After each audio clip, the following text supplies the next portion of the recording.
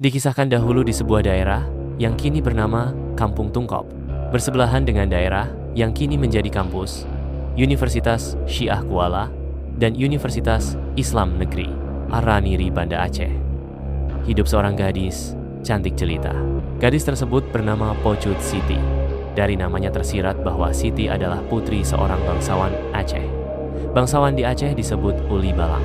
Diyakini Pocut Siti adalah putri seorang Uli Balang yang memimpin Sagi II Tisais ke-26 Mukim Tungkop. Gadis bernama Pocut Siti, Tuan Putri Siti, ini sangat dimanja oleh orang tuanya. Beranjak remaja, Siti menjalin kasih dengan seorang pemuda hingga hamil sebelum menikah.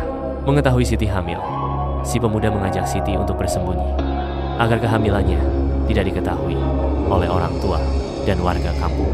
Si pemuda mengajak Siti pergi ke kampung lain dengan menumpang perahu yang dikayu si pemuda.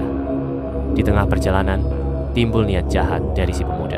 Pemuda tersebut dengan sengaja menenggelamkan Siti ke sungai agar Siti mati dan aib mereka tertutupi. Mayat Siti ditemukan di sungai dan dikuburkan di Mukim Tungkop. Kuburan Pocut Siti hingga kini masih ada, tepatnya di Dusun Lambada, Kampung Tungkop, Kabupaten Aceh Besar. Kuburan tersebut sangat ditakuti oleh warga. Iti yang tewas mengenaskan, kemudian bangkit kembali, berwujud makhluk halus.